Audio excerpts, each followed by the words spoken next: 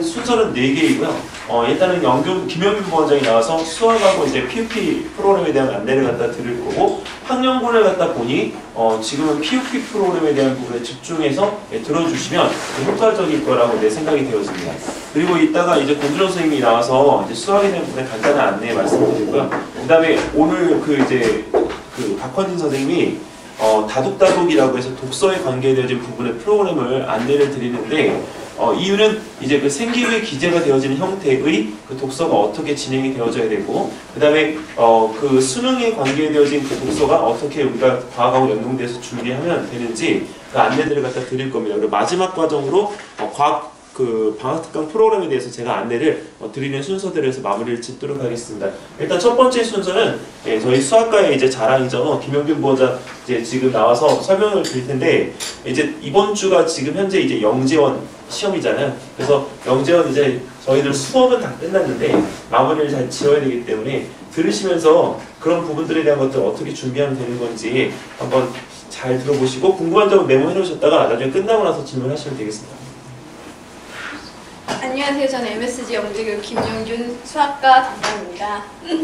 저 오늘 눈이 많이 와서 조금 간담회같죠. 안 추우시는가요? 괜찮으신가요? 네, 우선은 한번 보여드릴 게 있어서 저는 이거 되게 재밌게 봤거든요. 잠시만요.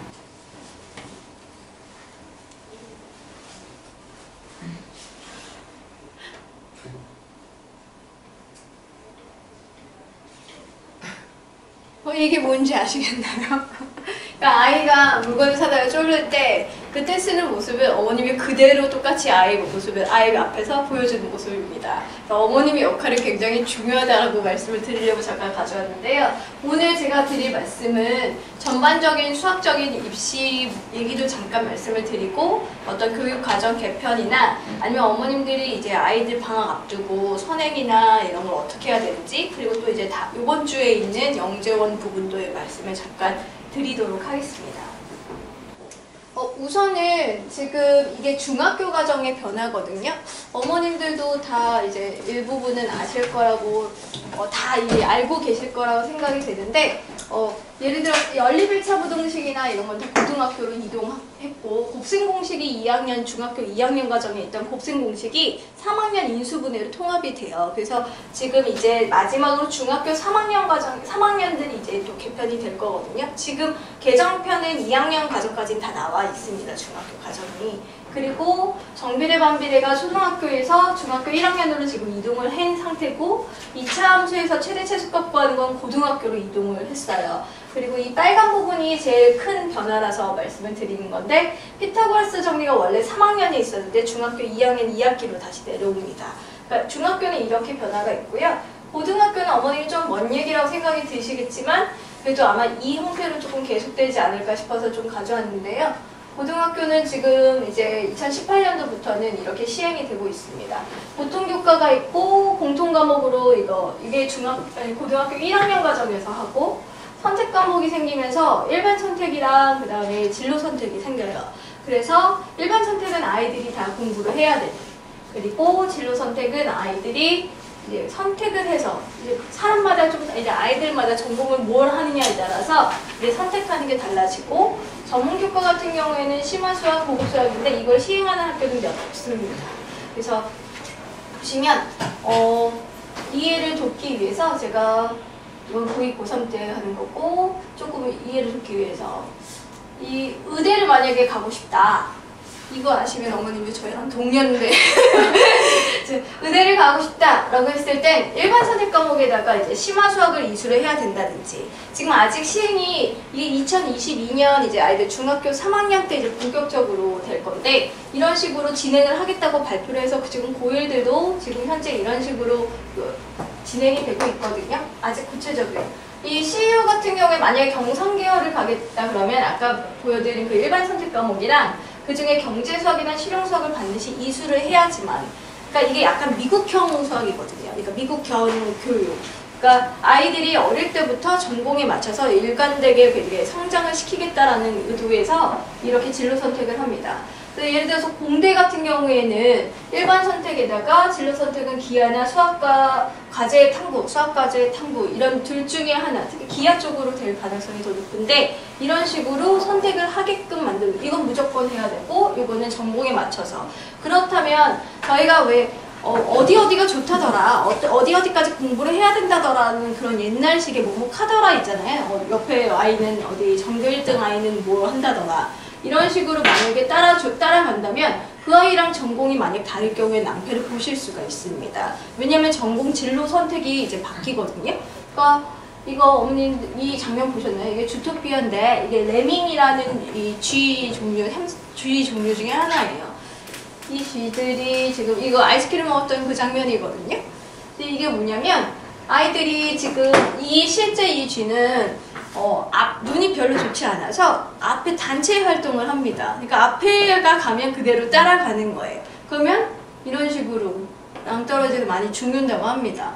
이 얘기 결국에는 옆집에 전교 1등 누구누구가 1등을 했다. 그러면 그 학원을 따라하고 그 커리에 맞춰서 몇 학년 때는 어디까지 선행을 나가야 되고 이런 거를 옆에 저희 과거에는 그게 조금 됐었어요. 제가 어릴 때만 해도 옆집 누가 좋다고 하더라. 그러면 그거를 조금 따라하면 롤로 삼아서 따라하면 어느 정도는 성과를 낼 수가 있었는데 지금은 현재는 이제 철저하게 개인 로드맵을 가지고 아이들이 진행을 해주셔야 되는 실상입니다.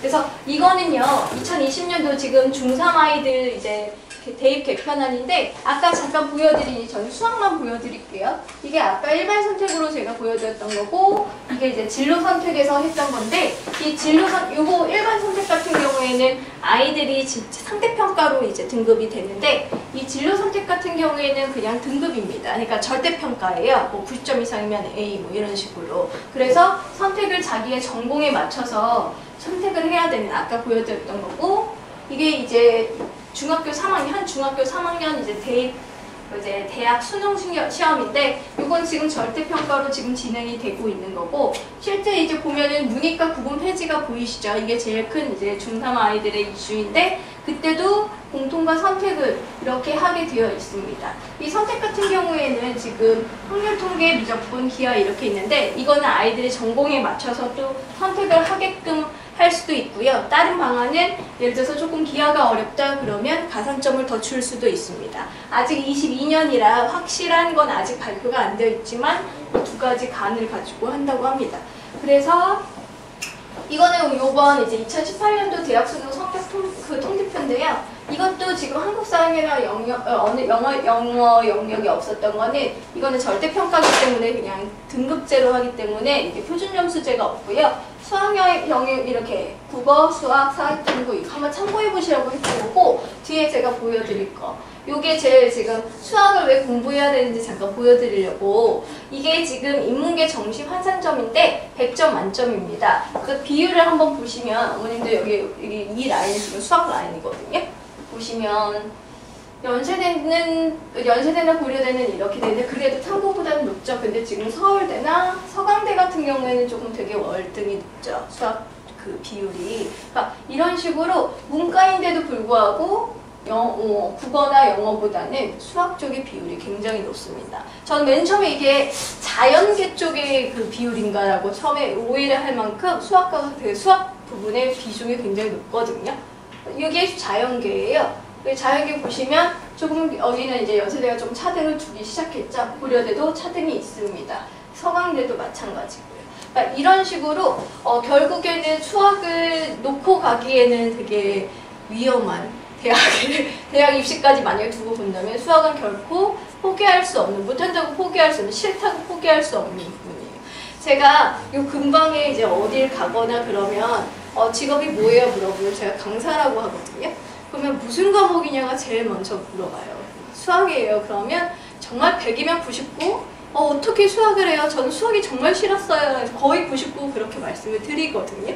그치만 이제 아이들한테 수학이 좋고 싫고 떠나서 이제 공부를 해야 되는 건데 이게 지금 제가 한번 평균적으로 어머님들이 생각하는 지금 이런 커리 이게 저 늦었다고 생각하실 수도 있어요. 근데 보시면 예를 들어서 영재교나 과학고를 목표로 하는 친구들은 이미 초등학교 5학년 때 모든 중등 극심화가 끝난 상태에서 지금 고등경시를 준비를 해서 초6 때 처음으로 한번 KM을 도전을 해보고 그 다음에 중1 때 KM을 두 번째 도전을 한번 해보는 커리로 그래서 여름에 이제 수학 올림피아드나 창의영재 수학을 조금 해보는 그리고 이제 중3 입시에 본격적으로 들어가는 이런 커리로 진행을 해주시는 어머님들이 대부분이시고요.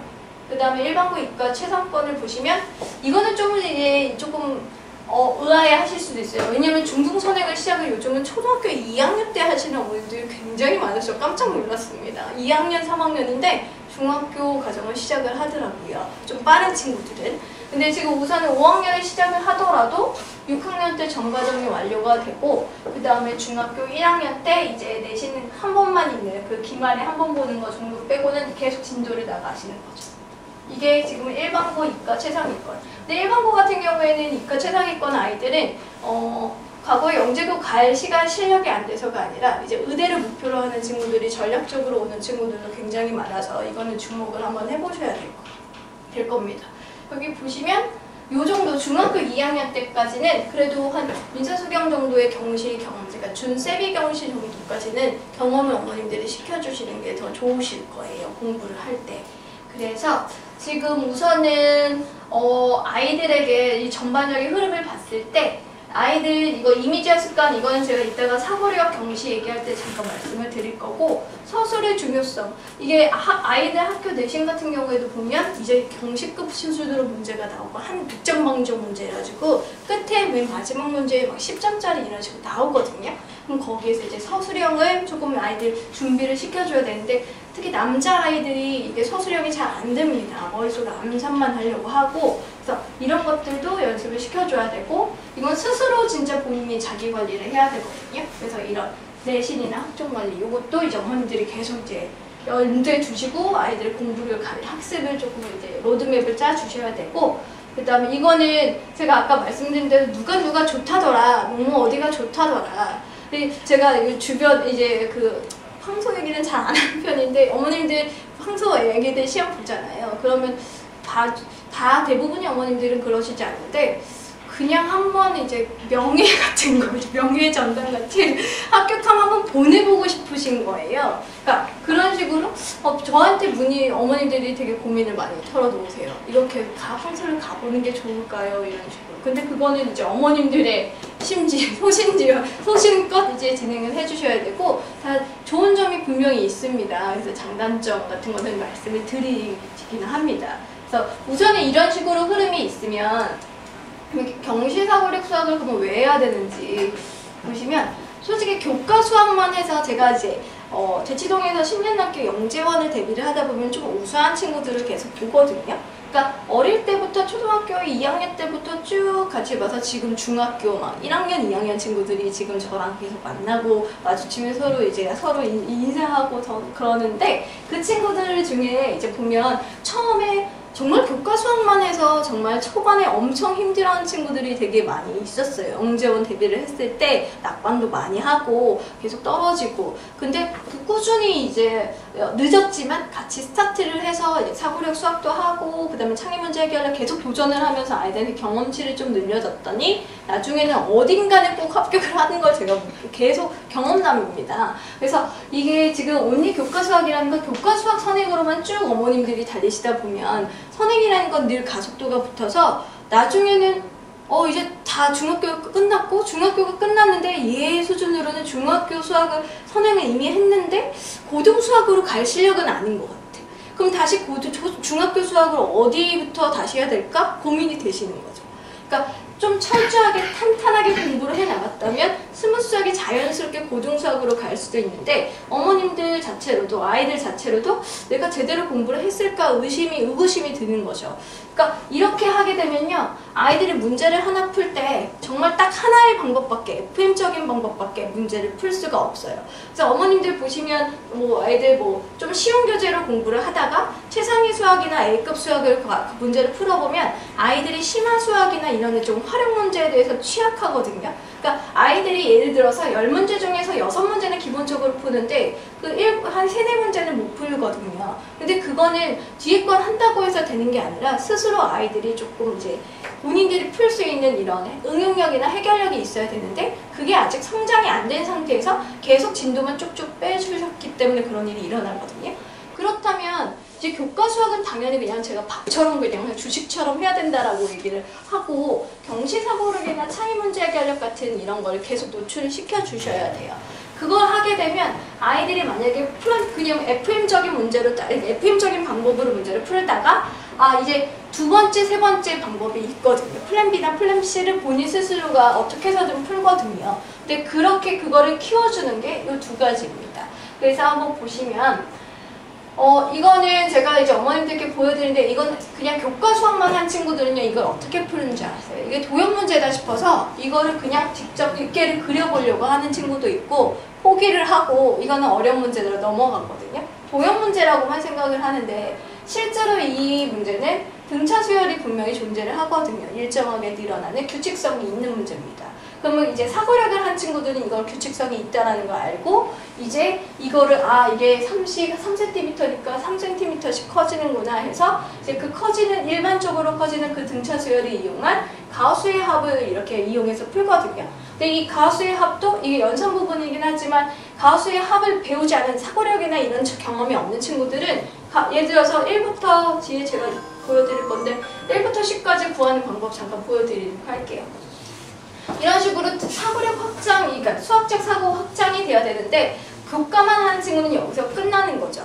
근데 솔직히 중고등학교는 내신조차도 시간 싸움이거든요. 수학 시험은. 그래서 끝에 두세 문제를 공부 잘하는 친구들도 못 풀고 오는 경우가 되게 많아요. 어렵게 나올 때는. 근데 이런 시간적 싸움에서 여기 일반적인 이런 것들도 다 아이들이 이제 놓치기 시작하는 거죠. 시간적으로도. 그래서 이런 것들을 이제 제가 영재원 수업을 할 때 이제 이 친구가 사고력 수업이나 이런 경시 사고력이나 이런 거에 노출이 됐다 안 됐다를 판단하는 것 중에 하나가 되게 의외로 간단합니다.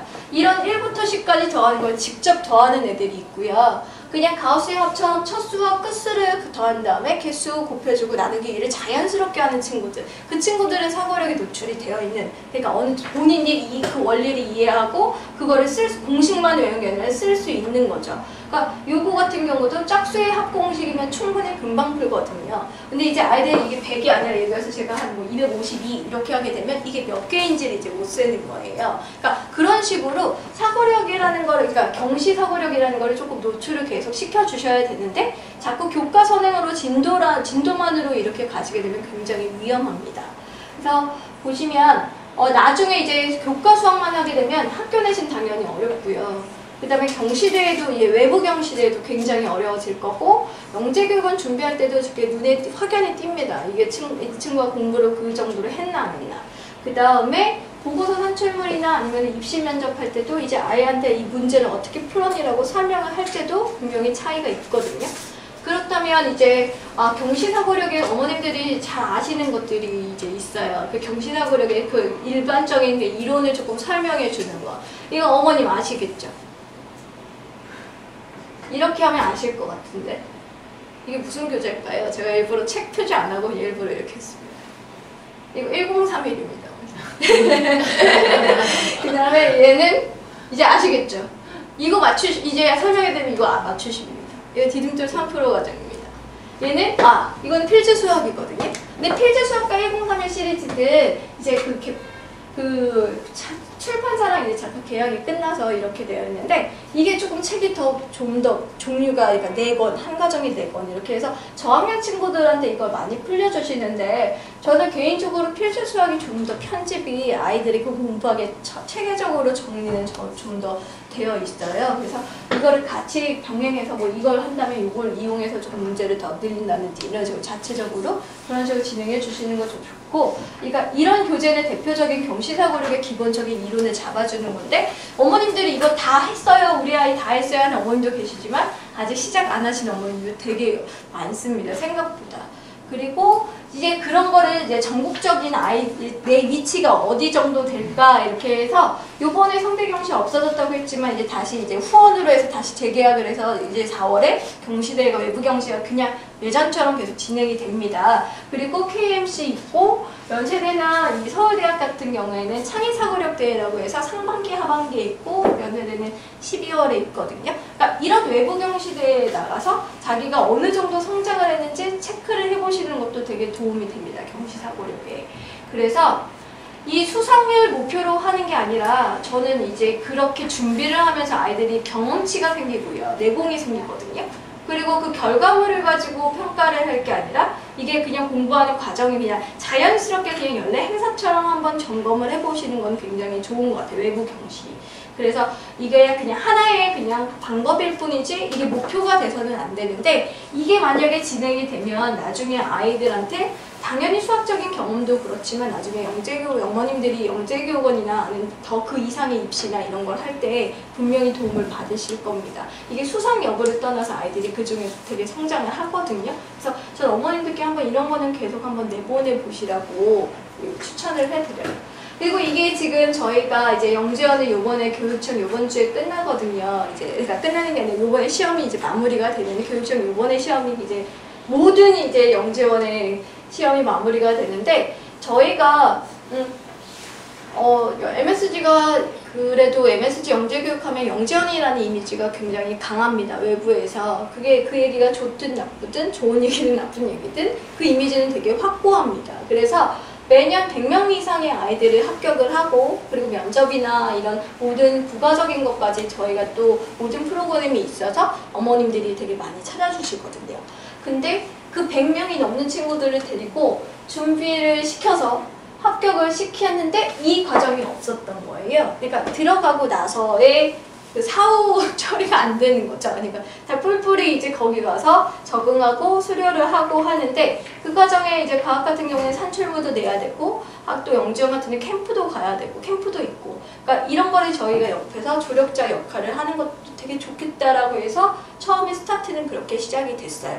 그래서 지금 보면 이렇게 많은 아이들이 이렇게 보내는 이 아이들을 한번 저희가 끝까지 책임을 지고 예를 들어서 교육청을 합격을 했으면 그 다음에는 대학 부서를 도전을 한번 해본다든지 아니면 교육청을 되게 아쉽게 탈락을 했으면 그 다음에 장기적으로 데리고 가서 1년 동안 열심히 장기적으로 데리고 와서 다음에 도전할 수 있게끔 그런 프로그램을 만들자 해서 했는데 한번 어머님들 이거 보시라고 제가 교육청 영재원이나 이런 기출문제를 잠깐 가져왔어요. 그러니까 지금은 이게 작년은 90분이었지만 올해는 60분으로 줄어들었습니다. 시험이. 그래서 4-5문항 평가지만 실제로 한 12문제가 출제가 되고요. 이런 것들 지금 그냥 보시면 언어창의 유형 문항, 그러니까 문제 해결력 쪽으로 더 이거 말고 문제 해결력이 좀 더 비중이 높아지고 있는 추세라서 교육청도 경시사고력 쪽 문제가 많이 출제가 돼요. 대학부설이 원래 경시사고력 쪽 문제가 더 많이 나오는 편인데 교육청도 조금 그런 흐름을 갖고 있습니다. 근데 올해는 또 어떻게 될지 지켜봐야 되고 그 다음에 고려대 같은 경우에는 내년에는 시험을 보지 않는다고 이제 발표를 했어요. 자체내 프로그램에서 선발하겠다고 발표를 했지만 그간 했던 것들 이런 것들 다 규칙이나 이런 것들은 다 경시사고력이거든요. 그리고 실제로 알고리즘 이것도 다 정보 쪽 문제지만 수학 쪽에 가깝습니다. 그러니까 이런 거 쓰는 것들은 지금 일반적 정형화돼서 다 연습을 시켰는데 실제로 이런 것들은 아이들과 경시사고력, 문제 해결력 쪽 문제가 더 출제가 많이 됐었고 교대는 아예 확고합니다. 이게 올해 교대 제일 최근 몇 달 전, 한 달 전 문제인데요. 80세가 부모인 진부수는 기억부수 보여드리 없겠냐. 그냥 되게 일반적이죠. 그러니까 이게 무슨 창의력을 요하는 문제는 아니라는 거죠. 이거 같은 경우도 그림을 최대한 많은 조각으로 나눠라. 이것도 그냥 사고력, 경시사고력 쪽 문제입니다. 그러니까 실제로 수학적 능력을 평가하는 건데 선행 여부도 굉장히 중요하긴 해요. 3학년 친구들이 시험을 지원을 할 수 있는데 여기서 보면 기하분수 얘기가 나왔던 5학년 과정이거든요. 기하분수는. 그러니까 교대 같은 경우에는 약간 교과 선행도 준비가 되어 있는 친구들이 많이 합격을 하긴 했습니다. 그리고 연세대 같은 경우에는 제가 한번 이게 좀 난이도가 확 높아진다는 거 보여드리려고 잠깐 가져왔는데 좀 다르죠? 네. 그리고 이건 근데 유고 같은 경우에는 아이들한테 조금 시도를 해볼 어린 친구들도 경시사고력을 조금 오래 한 친구들한테는 이걸 시도를 하면 설명하면 알아듣습니다. 그래서 요거는 조금 선행을 조금 해야 되는 친구들이고 그러니까 그런 식으로 얘는 극상 수학 능력 연대나 서울대는 정말 조금 K목급 까지 준비를 한 친구들이 합격을 많이 하긴 합니다. 그래서 경시 여부가 되게 중요한. 그러니까 이런 게 지금 일반적인 영재원의 그런 흐름인데 각종 수학 경시대에서 지금 말씀드린 대로 이렇게 그 다음에 영재교육 수학관리 이거를 그냥 PUP라는 프로그램에서 이걸 다 진행을 하려고 합니다. 그래서 내년 승급도는 새로운 영재교육 입시 대비 이 세 가지 목표를 가지고 진행을 할 건데 그냥 한번 커리 보시라고 교재는 지금 아직 정하지 않았지만 아마 그 조금 높은 프로반 같은 경우에는 이제 1031D1 이건 단종됐지만 이걸로 진행을 하거나 아니면 필주석 보급 과정에서 조금 해서 제가 갖고 있는 모든 그런 사고력 경시 문제를 조금 편집을 해서 진행을 할 예정이고 이게 지금 쿼리예요. 그래서 지금 현재 3학년 친구들 이게 영재원에 합격을 하게 되면 이런 식으로 진행이 될 건데 예를 들어서 성대경시가 4월에 있으면 3월 한 달 내에는 조금 거기에 포커스를 맞춰서 조금 도움을 주고 교대창의사관이 5월에 있으면 4월에 그 수업 내에서 공부를 시킬 겁니다. 그러니까 상반기, 하반기 그리고 이건 캠프 갔을 때 아이들이 산출물을 냈을 때 옆에서 조언을 해줄 수 있게끔 이렇게 진행을 할 거고 요거는 같이 병행하는 시중교재를 조금 다 가안이긴 하지만 실제로 이커리대로 진행이 될 거고 프로반도 마찬가지 이제 4학년 친구들도 똑같은 컬인데 교재만 이렇게 다르게 될 겁니다.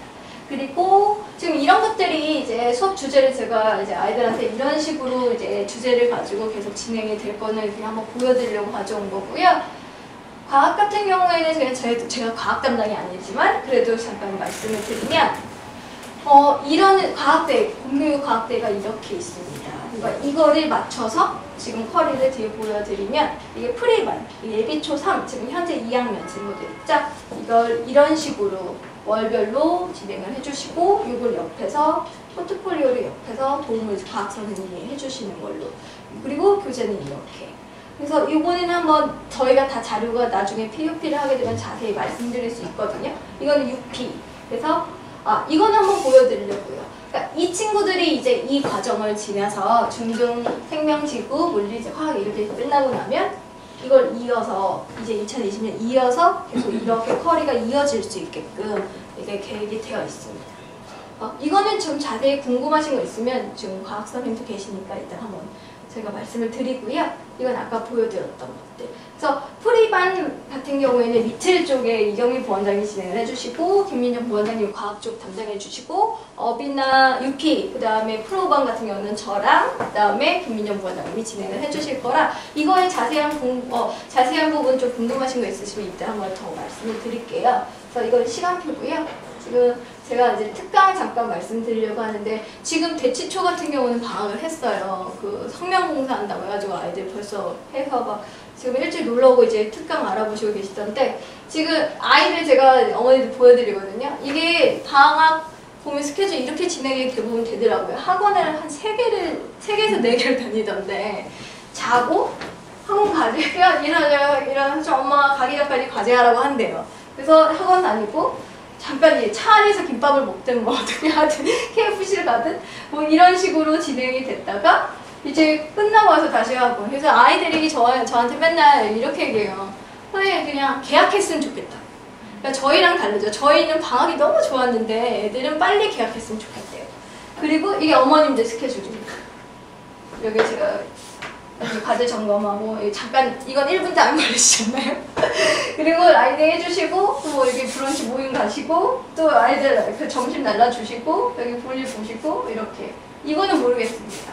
그리고 라이딩 어머님들도 되게 바쁘셔요. 라이딩 근데요 지금 이거에 대한 문제점을 제가 말씀을 드리고 싶으면 이렇게 공부를 하는데 여기에 대한 이거 솔직히 제가 되게 많이 할애한 거거든요. 실제로 과제할 수 있는 시간이 굉장히 적습니다. 아이들이. 근데 뒤에 제가 말씀드리겠지만 특강은요. 정규반도 그렇고 특강은요. 아이가 만약에 3시간을 학교에서 공부를 했으면 제일 좋은 베스트는 3시간을 혼자 푸는 게 제일 좋습니다. 근데 그러질 못해요. 학교 다닐 때는요.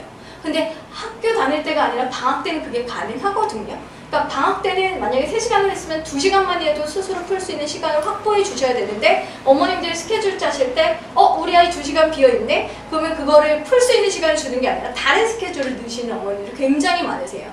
그러면 이거도 적어도 안 되는 게 됩니다. 하나를 하셔도 제대로 하시려면 애들이 스스로 복습하고 소화할 수 있는 시간을 꼭 확보해 주셔야 됩니다.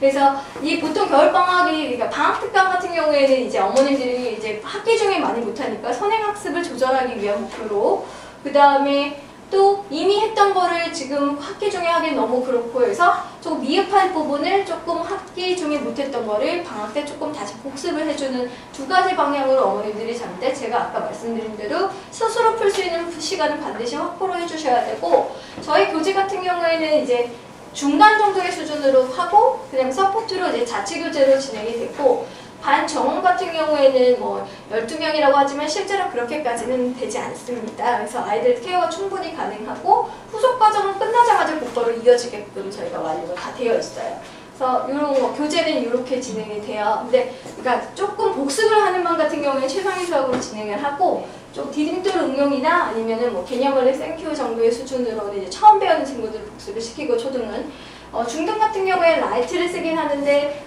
어떤 반에 따라서는 개념원이나 다른 교재를 쓰기도 합니다. 대신에 너무 쉬운 교재나 너무 어려운 교재는 주 메인 교재로 쓰지 않고 중간 정도 응용 단계의 중상 정도의 교재를 쓴 다음에 서포트를 이렇게 아이들 수준에 맞춰서 자체 교재를 진행을 합니다. 그리고 본 수업은 3시간인데 저는 수업 시간에는 수업만 해야 된다고 생각을 하는 주의라 테스트를 특강 시간에 보지 않습니다. 그래서 아이들한테 30분 전이나 30분 후에 남고 가든 그때 30분 전에 와서 보든지 끝나고 나서 보든지 늘 테스트가 진행이 돼서 아이들의 실시간 점검이 될 거고요. 그 다음에 점검 같은 경우는 어머님 막 너무 많으면 막 아이들 관심이 분산될 거라 생각을 하는데 실제로 곱하기 N입니다. 그러니까 애들만큼 더 선생님들이 다 신경을 써주세요. 그러니까 그런 부분은 염려 안 하셔도 되고, 특강 후속은 반드시 끝나자마자 어머님들과 그 스케줄을 조정을 해서 후속으로 해서 계속 그 다음 과정 이어지게끔 저희가 커리를 다 계획을 해 놓았습니다. 그래서 제가 이거를 그래도 다 지금 모든 학원들이 특강을 개강을 하잖아요. 그래서 제가 다른 것들, 이런 것들, 이거 뭐 테스트 보는 거, 이거 클리닉, 다른 학원도 충분히 할 수 있어요. 이거 다 똑같이 진행될 수 있는데, 제가 솔직히 말씀드리면 이거는 정말 저희 학원의 강점이라고 보시면 되는 게, 모든 특강 들어가시는 선생님들이 영재원 수업을 같이 하시는 선생님들이 이번에 같이 준비했고 교대했고 서울대, 연대 다 준비를 하셨던 선생님들이 직접 수업을 하시는 거라 교과 선행만 딱 끝나는 게 아니라 그 수업으로 진행됐던 그 연재원에서 출제됐던 문제라든지 거기서 우리가 공부를 해야 되는 해결력 부분이라든지 이런 것들을 다 하시는 선생님들이 들어가셔서 이 부분은 어머님들이 믿어주셔도 되게 좋을 것 같습니다.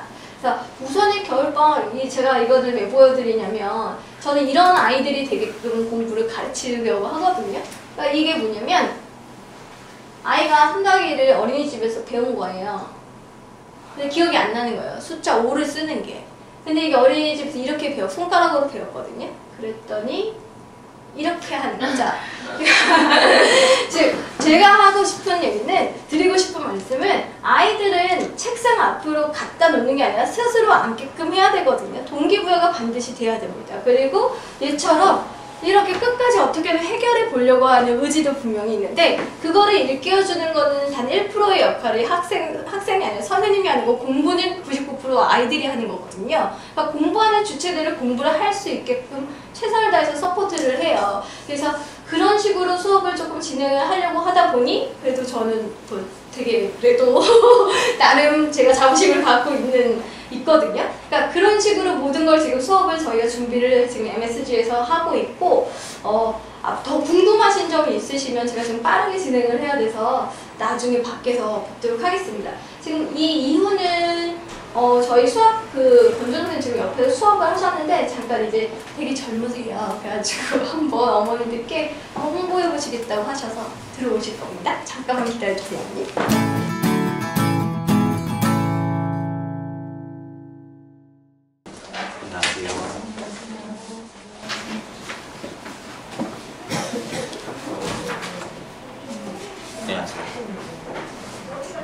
네, MSG 영재교육에서 아이들한테 수학을 가르치고 있는 권준호라고 합니다. 반갑습니다. 네. 오늘 눈이 막 내리는데 아침 일찍부터 되게 와주셔서 너무 감사드리고요. 오늘 제가 얘기할 거는 뭐 다른 건 아니고요. 그냥 제가 아이들이랑 학원에서 어떻게 수학을 같이 공부를 하고 어떤 부분을 중점을 두고 아이들 가르치고 있는지에 대한 거를 잠깐 간략하게 말씀을 드리고자 합니다. 네.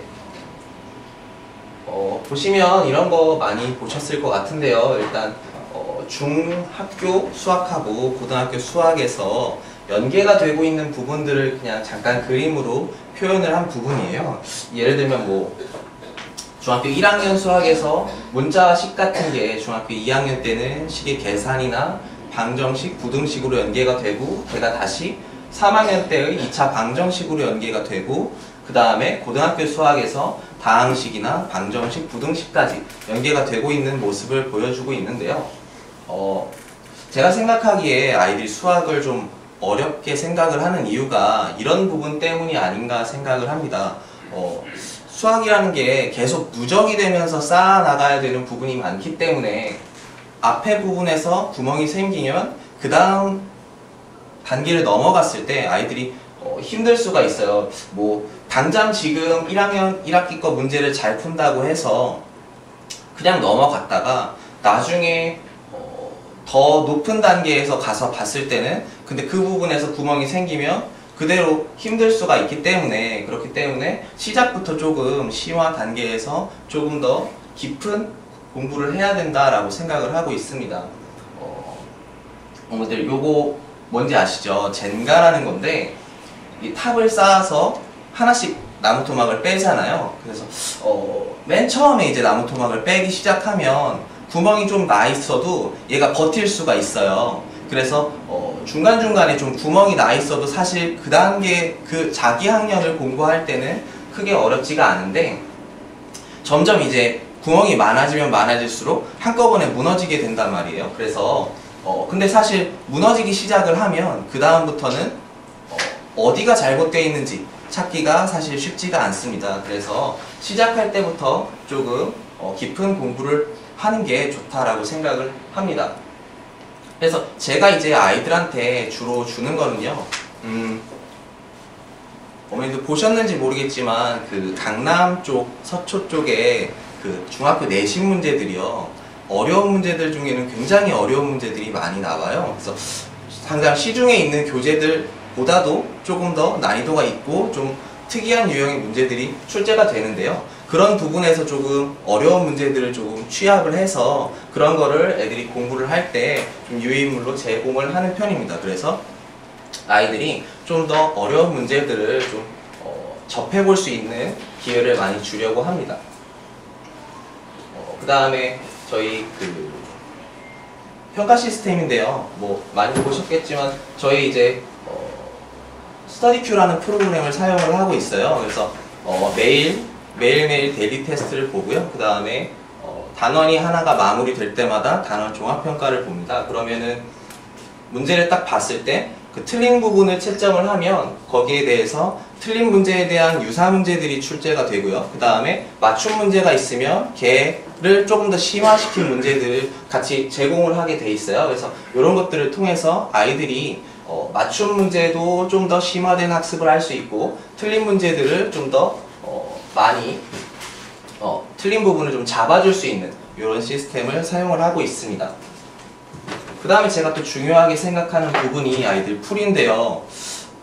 저는 일단 애들 그 숙제를 할 때 전부 다 노트에다가 풀어오라고 해요. 과정을 다 확인을 하고 첨삭을 조금씩 해주는 부분인데 아이들이 사실 중학교가 되면은 그 시험을 보면은 수학에 서술형이 나와요. 근데 서술형을 단기간에 공부를 할 수가 없어요. 그래서 미리미리 조금씩 계속 준비를 해나가야 되는 부분이 있는데 이거를 연습을 안 하는 친구들은 사실 힘든 부분이 있을 수가 있기 때문에 평소에 그냥 문제를 풀 때 조금씩 확인을 해주려고 하는 편입니다.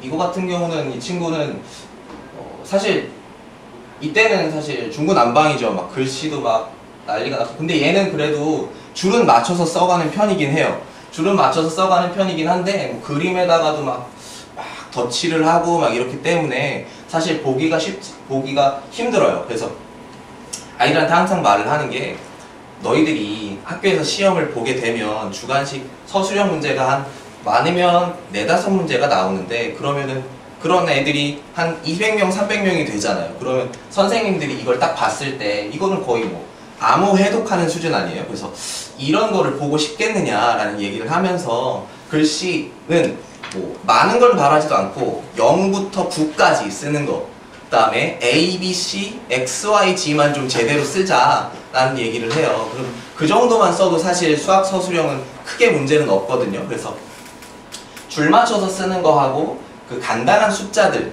그런 것들을 좀 많이 얘기를 하는 편이고요. 그래서 그 다음에 뭐 쓸모없는 것들, 뭐 기호 같은 거 있는 거 빼는 거, 그 다음에 좀 필요한 것들 좀 쓰는 거, 이런 것들을 조금 첨삭을 좀 해주면서 확인을 하고 있습니다. 제 시간표인데요. 저는 주로 이제 중학교 2학년, 3학년, 그 다음에 고등학교 수학까지, 고등학교 수학 상, 수학 하까지를 네, 강의를 하고 있고요. 확인을 해주시면 좋을 것 같습니다. 네. 저는 뭐 크게 막 많은 얘기는 하지 않고요. 네, 여기까지만 진행하도록 하겠습니다. 감사합니다.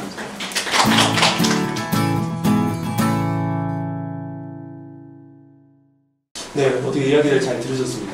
네. 일단은 오늘 지금 이제 진행되는 상황이 약간 동떨어진 부분도 좀 있으실 거예요. 근데 전반적으로 교육이라는 부분 자체가 일단은 정도로 가는 게 맞는 거거든요. 그러니까 한쪽 방향으로 이렇게 방향을 잡고 가시게 되면 나중에는 여기 대치동에서 어쨌든 부모님들이 실패는 안 하시더라고요. 근데 너무 이제 많은 이야기를 듣다 보시면 이제 귀가 점점 얇아져요. 네, 근데 이게 귀가 얇아지시면 누가 피곤해지냐면 애가 피곤해지는 게 아니고요. 어머님이 피곤해지세요. 그러니까 어머님이 하실 때 내 아이한테 맞는 게 뭔지를 일단은 먼저 찾으시는 게 가장 중요하고요.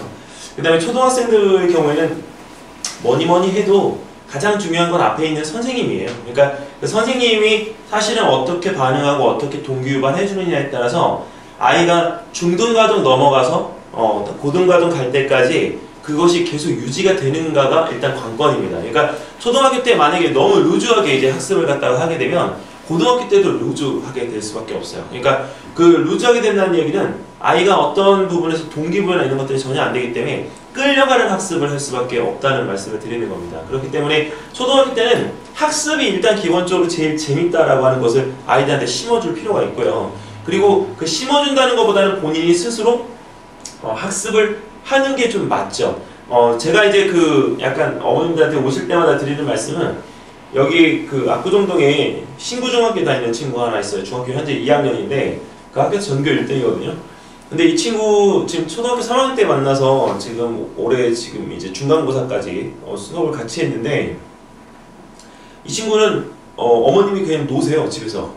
뭐냐면 어머님은 일하시고 어머님 저한테 친구 만나러 다니시고 예, 근데 친구가 공부를 잘해서 그런 게 아니고요.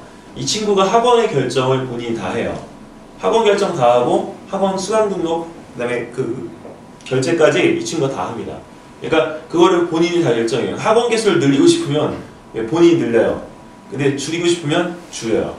예, 근데 그거를 하는 데까지는 사실 한 6학년 때부터 중학교 1학년 때까지 2년 정도 트레이닝 좀 시킨 것 같아요. 그러니까 사실은 이 친구 꿈이 대원외고를 가서 노스쿨 가서 나중에 그 본인이 하는 그 판사가 되고 싶은 게 꿈이기 때문에 목표는 정확해요.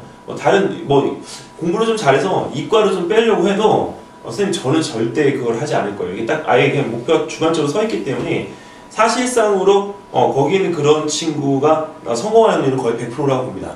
왜 그러면 그렇게 주관적인 목표하고 본인의 실천 의지가 있으면 사실은 수월하게끔 갈 수가 있죠. 단 이제 한 가지 걱정이 되는 건 부모님이 너무 마음을 듣고 계시잖아요. 그러니까 뭐가 없냐면 정보가 없어요. 그래서 그 친구는 저한테 수업 들으러 올 때 정보를 들으러 와요.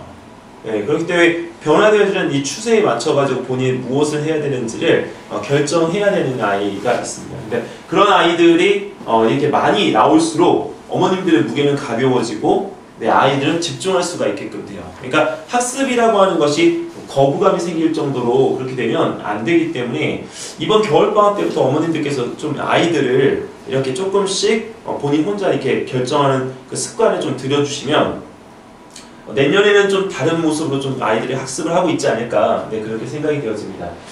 일단 지금 저는 이제 과학과를 갖다 맡고 있기 때문에 이 과학과에 대한 이 부분의 전체적인 내용 간단하게 설명드리고요.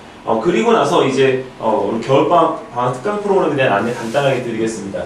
일단 지금 올해 오신 부모님 중에 초등학교 1학년, 2학년 학부모님들이 계시는데 저희는 FA라는 이 과정이 있어요. FA는 뭐냐면 팩토 사이언스라는 이 과정을 36가지 주제로 해서 처음에 이제 여기 도입을 했습니다. 근데 이 36가지 주제를 갖다 저희가 하게 된 이유가 이 팩토 사이언스 만든 그 분이 안재범 씨거든요. 근데 안재범이라는 그 분이 영재원 교재 만드는데 좀 특화되어진 분이에요. 근데 그 분과 무슨 얘기를 했냐면 원래 지금 미탐에서 저희가 일을 할 때 12가지 영재원의 심화 주제를 꼽았었어요. 근데 그 주제가 이제 조금 벌려지다 보니까 36가지 주제가 되더라고요. 그리고 이제 그분하고 이제 가장 저희가 생각이 맞는 건 뭐냐면 일단은 교과에서 벗어난 내용은 우리 하지 말자. 네, 왜냐면 교과에서 벗어난 내용이 너무 무분별한 테마를 갖다 잡으면 사실 아이들에게 너무 방만한 주제가 되고요. 그리고 학습하고 연계가 안 되기 때문에 가장 중요한 포인트가 나중에 이 교과의 커리를 이어갈 수가 없어요. 사실은 이 팩토 사이언스를 미탐에서 지금 하고 있는데 저희들 2학년 하는 교재는 지금 미탐에서 6학년들이 해요. 무슨 얘기냐면 초등학교 1, 2학년은 과학이 없잖아요. 1, 2학년에 과학이 없다 보니까 그 1, 2학년에 맞춰서 과학 프로그램을 진행해 주는 것이 와이즈만의 또는 여기 킴벨의 실험 프로그램이에요. 근데 실험을 갖다 하다 보면 3학년 졸업하고 4학년 때 하어반 가는데 하어반에서 이제 교과나 이런 부분들이 약하니까 대치 와이즈만은 3학년 때 애들 끝나고 대부분들 다 튀어나옵니다. 근데 와이즈만 프로그램이 절대 나쁜 게 아니에요. 좋아요. 그 156가지 주제의 실험 내용이 있어서 사실 아이들이 많이 좋아합니다. 근데 그런 부분에 있어가지고 학년이 올라가게 되면 4학년 정도가 됐을 때 애들이 시험을 계속 할 것 같지만요. 대치동 특성상 교과에 대한 접근을 원하는 아이들이 굉장히 많아져요. 그러면 이제 교과에 대한 접근이 많아지니까 실질적으로 좀 빠른 아이들은 여기 TC 사이언스나 이런 데에서 먼저 3학년 때 중등과학을 다 끝내는 애들이 있어요. 근데 위험한 게 한 가지 있죠. 뭐냐면 초등과학을 안 하고 중등과학을 시작해서 중등과학을 끝내요. 네, 그냥 4학년 때 딱 이렇게 올라오면서 중등과학을 한 번 하고 오는 애들이 있는데 조금 안타까운 거는 그냥 학습이 되어져서 온 거지 거기서 걔네들의 개념 원리에 대한 부분들을 면밀하게 설명을 할 수가 없습니다. 그러다 보니까 어디서 실패가 되냐면 교대 영재원에서 실패를 하죠. 교대 영재원이 문제가 바뀌었거든요. 예전에는 그냥 학습에 대한 커리를 갖다 이렇게 물어보고 거기서 문답식으로 이렇게 가볍게 창의할 수 있는 부분들의 문제가 나왔는데 지금은 교과사고력이에요. 정확하게 말씀을 드리면 교과에 대한 부분을 응용해서 수학하고 이렇게 같이 연계할 수 있는 부분의 문제들이 나옵니다. 그래서 올해 같은 경우도 뭐 수학을 지원하면 수학 10문제, 과학 5문제, 정보 5문제 뭐 과학을 지원하면 과학 10문제, 수학 5문제, 정보 5문제 이렇게 해서 나왔어요. 근데 제일 어려웠던 애들이 정보 지원하는 애들이에요. 왜? 정보를 지원했는데 정보에서 정보가 문제가 컴퓨터 문제가 안 나오고요. 수학 문제가 대다수 나왔죠. 근데 수학 문제가 거의 15문제 가까이 나온 거예요. 근데 그런 부분에 있어서 왜 정보가 컴퓨터 문제가 안 나왔을까는 정보 자체가 부족했던 겁니다. 정보는 수리이기 때문에 절대 컴퓨터 문제를 다루지 않아요. 한양대에서 시험 문제 보더라도 마방진 이런 거 보지 어떤 그 컴퓨터적인 시연어나 이런 거에 대한 프로그램을 묻지 않습니다. 그러니까 저희들이 배워왔던 세대하고 지금 현재 아이들 세대가 다르기 때문에 이 초등학교 1, 2학년에서는 가장 학습적인 접근을 할 때 어머님 사고력도 좋고 다른 것도 좋지만 교과적인 부분을 절대 놓치시면 안 돼요. 특히 저학년 학부모님들이 굉장히 많이 놓치시는 것 중에 하나가 수학 교과예요. 이게 초등학교 1학년 때부터 교과 시키시면 굉장히 좋죠. 근데 대부분의 애들이 교과가 무겁다고 판단되기 때문에 사고력부터 준비해서 한 3학년, 4학년 때까지 사고력을 시키시는 부모님들이 많으세요. 여기 CMS나 아니면 나중에 4학년 때 이제 그 밑에 있는 송기엽 선생님 수업을 갖다 들어가는 아이들이 꽤 됩니다. 그래도 그리고 3학년에 그 소마에 있는 그 부분들을 갖다 이용하는데 CMS는 이 소마는 뭐가 다르냐면 CMS는 그냥 진짜 창의 사고력이에요, 어머님. 네, 진짜 그냥 일반적인 사고력. 그리고 거기에 있는 그 소마 같은 경우는 교과 사고력이에요. 그래서 사실은 무게가 무겁기가 소마가 훨씬 더 무겁습니다. 저희들이 교과를 갖다 강조하는 이유는 그런 부분에 있어서 아이들이 나중에 연계할 때 실제적으로 그 수학에 대한 부분에 대해서 이것이 그 구멍 나는 것, 그 다음에 또 하나 모양새가 나빠지는 것, 그 다음에 즐겁지 않은 것, 이것들을 위험을 좀 막아주기 위해서 초등학교 2학년 때부터 과학도 그렇고 수학도 그렇고 교과에 접근을 권장을 드려요. 왜냐면 이렇게 초등학교 2학년 때부터 교과가 하면 재미없잖아요 이렇게 하시는데 제가 아까 말씀드렸죠. 애들은 제일 중요한 게 교과, 그 다음에 책이 아니고요. 책을 어떤 게 쓰는 게가 아니고 그 앞에서 어떤 선생님이 아이들을 어떻게 지도해 주느냐가 가장 중요하다고요. 그러니까 그렇게 되면 학습적인 부분에 대한 것들이 흥미도가 떨어지지 않기 때문에 중학교에서도 여기 아이들 자체가 스스로가 탑에 위치해 있을 수가 있습니다. 자, 그 다음에 초등학교 3, 4학년 때는 저희가 이제 가장 최적화되어진 시기는 초등학교 2학년 9월 달인데요. 이때는 PA 과정이라고 해서 저희가 그 초등학교 전체 과정을 3, 4, 5, 6학년 과정을 물리, 화학, 생명과학, 지구과학으로 이렇게 정리해 놓은 교재가 있습니다. 그래서 딱 1년 커리이고요. 그거를 교과를 갖다 하는데 교과에 대한 커리는 지금 기본하고 심화 과정을 하면서 심화에 대한 내용은 아이들이 받아들일 경우 이제 여기서 레벨이 갈리죠. 받아들일 경우 이제 중등에 대한 내용까지 깊이 들어갑니다. 그리고 여기에는 이 부분에 PA2 과정이 있는데요. 아이들이 물어봐요. PA 과정 하면서 선생님 실험을 언제 하나요? 네, 근데 실험을 저희가 교과학원이기 때문에 가능하면 안 하고 싶은데 아이들 흥미 유발도가 떨어지면 안 되기 때문에 중간에 한 번씩은 넣어줘요. 근데 정작 실험을 갖다 할 때는 언제냐면 이 과정이 끝난 다음에 4개월에서 6개월 정도를 탐구보고서 어머님 있잖아요. 탐구보고서 수업을 진행을 합니다. 왜냐면 주제에 대한 이 부분을 가지고서 아이들이 그 탐구라는 부분에 대한 것들을 실질적으로 본인들이 해보고 아이들은 어떻게 협업하는지 보고서는 어떻게 쓰는지 그런 부분들에 대한 것들을 하는 과정이 PA2 과정이에요. 여기서는 발표 수업도 진행을 하고요. 필요에 따라서는 어머님들이 참석하셔서 아이들이 하는 것까지 다 지켜보셔야 됩니다. 여기는. 예. 그리고 이제 실질적으로 저희들이 평가하는 거하고 달리 애들이 제일 평가를 무서워하는 건 저희들이 아니고요. 어머님들 평가를 제일 무서워해요. 그래서 그 부분에서 평가를 직접적으로 해서 실질적으로 바라보는 시각들이 어떻게 우리 다른지를 눈여겨볼 필요가 있거든요. 자, 그리고 여기서 이제 초등학교 5학년, 이제 중학교 1학년 넘어갈 때 초등학교 4학년 때부터 이런 아이들은 지금 중등 과정을 시작을 하고요. 저희가 이거를 지금 도입해서 하는 이유는 저 예전에 이제 그 있던 학원에서 진행하던 부분들인데 중학교 1학년 때 공부를 좀 하는 애들 대상으로 이제 아이들이 올림에서 성적을 갖다 내놓기 위해서 진행하는 프로그램입니다. 그러니까 지금 현재 중학교 1학년 때 여기서 이 고등과정까지 안 가도 괜찮아요. 근데 실질적으로 본인이 좀 욕심이 내는 애들이 대치동에 많잖아요. 그러다 보니까 이 중학교 1학년 때부터 올림에 도전하는 친구들이 많아요. 근데 중요한 건 결과가 안 나오는 경우가 50, 나오는 경우가 50이에요. 근데 나오는 경우는 대부분들이 이제 중학교 2학년, 중학교 3학년들이 많습니다. 근데 중학교 1학년들이 왜 안 되느냐면 얘네들이 이제 시험이라는 부분이 이제 없다가 있게 되잖아요. 그러다 보니까 시험이라는 부분에 대한 게 좀 서툴고요. 그리고 실제적으로 여기서 애들이 이제 학원에서 이제 진행하는 그 프로그램에 대한 내용들을 갖다 듣고 오다 보니까 듬성 듣고 와요. 올림 프로그램은요, KMO도 마찬가지고, 실질적으로 책상이 여기 4개가 있을 때, 그 4개의 그 책상에 대한 이 부분들을 우리가 다 가르쳐 주는 게 아니고요. 시험에 필요한 2번째하고 4번째 책상에 있는 내용만 집어줍니다. 그럼 첫 번째하고 있는 3번째 내용이 빠지기 때문에 KMO 끝나고요. 다시 학습합니다. 처음부터 다시. 그리고 고등도 마찬가지예요. 고등도 다시 또 시작을 해요. 그래서 과고 준비하고 영재고 준비하는 애들 중에 영재고를 가는 애나 아니면 거기서 과고를 가는 애나 아니면 거기서 다 떨어져서 나머지 일반고를 가는 애나 모두 다 딱 3학년 9월달 시즌이 되면요. 고등부 학원에 일제히 다 몰려요. 왜? 고등부 학원에 몰려서 물리를 제대로 정석으로 듣습니다. 왜? 중간중간 빠졌던 내용들을 이제 그때부터 외우기 시작하는 거죠. 근데 되게 거시기한 게 영재고 시험을 본 애들에서 합격자 애들도 물리 1, 물리 2 진도를 다시 들어요. 그게 제일 의아해요. 왜? 시험을 보는 데만 집중을 한 거지 실질적으로 본인이 어떤 그 과정에서 그 전체적인 내용을 다뤄본 거는 거의 안 했다는 내용이거든요.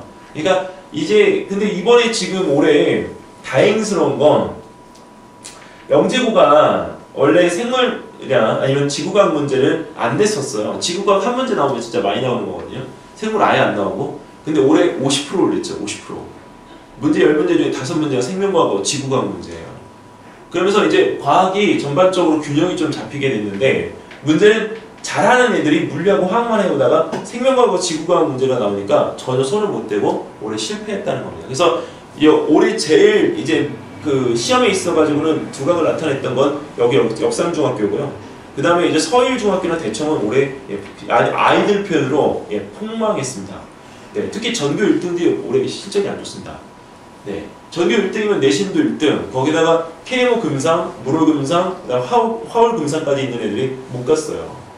네, 그 얘기는 그것이 있다고 해서 내신을 월등히 잘해놨다고 해서 여기 있는 유튜브에서 이것을 선발될 거라는 것을 꼭 확신하지는 이제 못한다는 겁니다. 그건 단대부중도 마찬가지예요. 네. 근데 뭘 갖다 보냐면 올해 영재고에서 나온 거는 이제 아이들 이제 시험을 갖다 안 보고 올라오잖아요. 대부분들이 중학교 2학년 때, 3학년 때만 이제 보고 그러다 보니까 내신에 일단 치중하겠다는 얘기가 들렸고요. 그리고 또 하나는 아이들에 있는 그 기본적인 영양 테스트를 어떻게 할 건지가 이 사람들은 이제 기본적인 고민이에요. 왜냐면 서울대에서 미니 면접을 하는데 미니 면접하는 이유가 이 아이를 바닥까지 긁어내요. 한 80번 면접 통해 가지고 이 아이가 어떤 습성을 가지고 있고 어떤 공부를 했고 어디서 무엇을 했는지 다 긁어내요. 근데 거기에서 이제 이 영재고의 그 고민은 얘네들이 공부를 했는데 진짜 공부를 했는지 궁금한 거예요.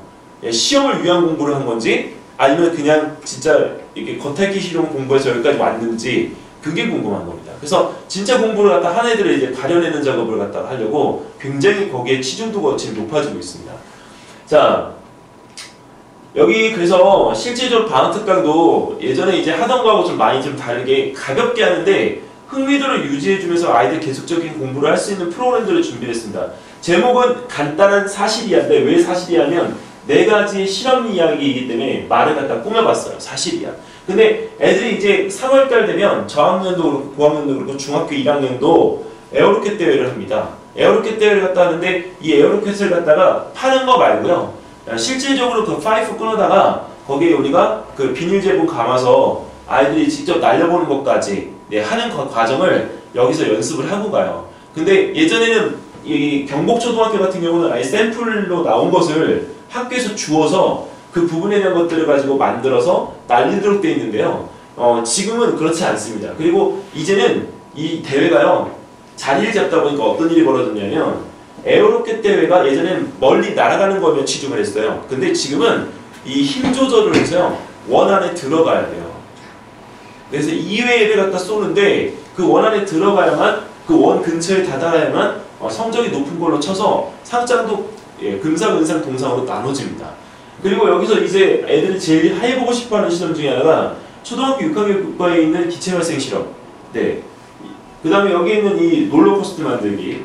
그 다음에 여기 있는 이제 가장 쉽죠. 근데 가장 쉬운 탱탱볼 만들기를 왜 3시간씩 하냐면 탱탱볼 만드는데요, 님 찬물에다가 그 PVA 가루를 갖다 풀었을 때 하고요. 따뜻한 물에 PVA를 갈았을 때 이 느낌이 이게 만들어진 양상이 달라요. 따뜻한 물에다가 해놓으면 뭐가 되냐면 액체괴물 아시죠? 액괴. 네, 그 비슷한 양상이 됩니다. 근데 차가운 물에다가 일정 시간 담가놓으면 탱탱볼도 이렇게 우리가 여기 쫀득쫀득해져서 나중에 튀기는데 이 꺼내는 시간에 있는 것들을 잘못하게 되면 벽에다 던졌을 때 폭파돼요. 네, 그러니까 그런 것들에 대한 것들을 간단하지만 이 과정들을 통해서 직접 본인이 경험해 보는 것이고요.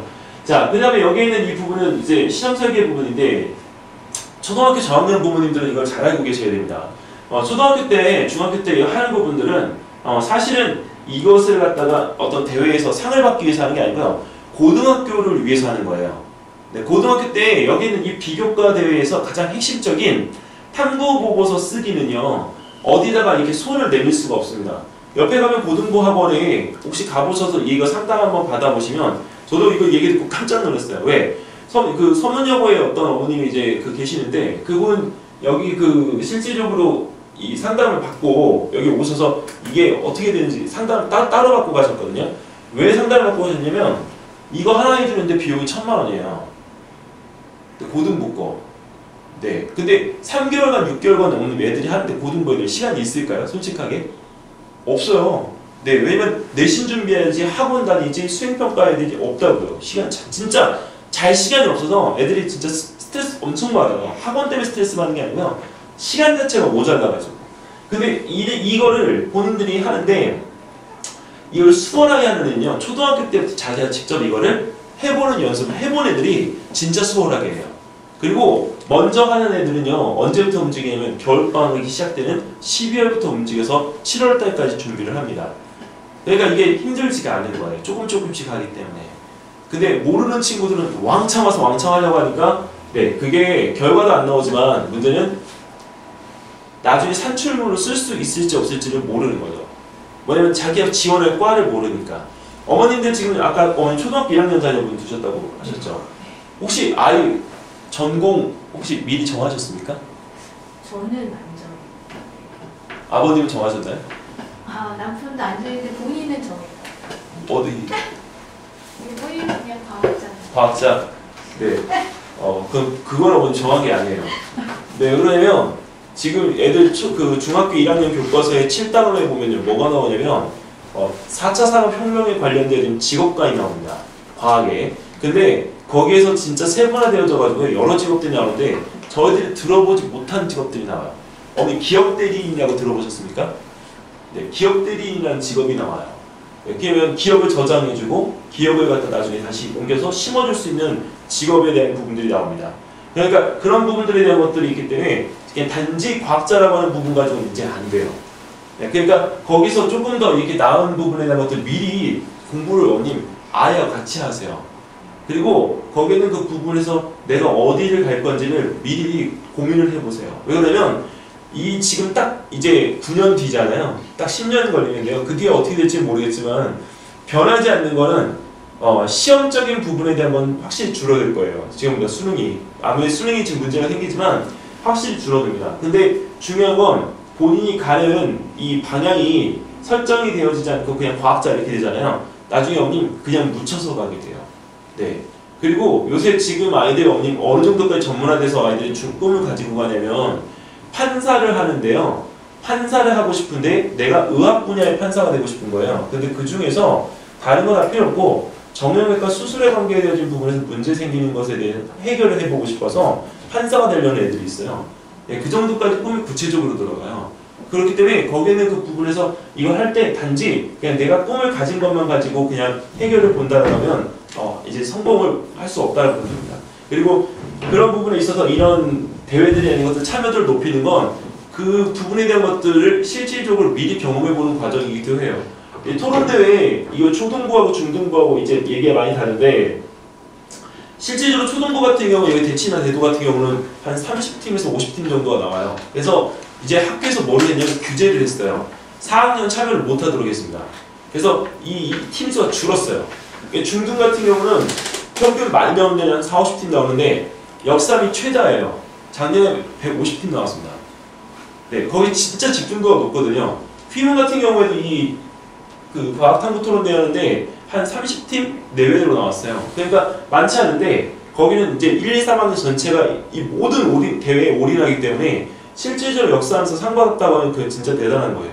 그러니까 그런 부분에 있어서 왜 그렇게까지 치중을 하는가. 근데 이 대회에 대한 부분들이 중등 과정에서 하는 것들 모두가 고등 과정에서 그대로 반복이 되어지기 때문에 그 경험치를 갖다 올리고 가지 않으면 고등학교 때 너무 힘들기 때문에 그렇습니다. 그래서 3학년 이후로 어머님들이 아직 대회를 시작하지 않으셨다면 대회를 꼭 하시고요. 그리고 아직 대회에 대한 부분들을 한번 경험적인 부분으로 뭐 상을 받았다 못 받았다 이걸로 그냥 끝을 내셨다면 지금이라도 늦지 않았습니다. 상 받는 건 중요한 게 아니에요.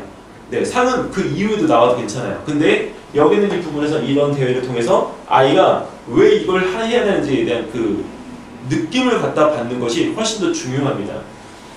이 지금 과학토론대회 같은 경우는 저 같은 경우는 이제 싸전이라고 해서 아예 이 홈페이지를 따로 만들었는데요. 뭐냐면 아이들이 이제 이 대치동 쪽에서 실질적으로 그 학습을 갖다 할 때 집에서 과학 학습을 갖다 하는데 아이들 스스로가 이제 느낄 수 있는 부분들이 집에서도 이것을 좀 해줄 수 있으면 좋은데 집에서 해줄 수가 없으니까 학원에 나와서 또 시간을 뺏겨야 되는 거예요. 그래서 아예 홈페이지를 갖다 따로 개설을 해서 이건 2월달에 지금 아이들한테 오픈되어지고요. 각 과정을 갖다 초급, 중급, 고급으로 나눴어요. 왜냐면 작년에 그 강남대회에서 나왔던 게 주제가 31가지인데요.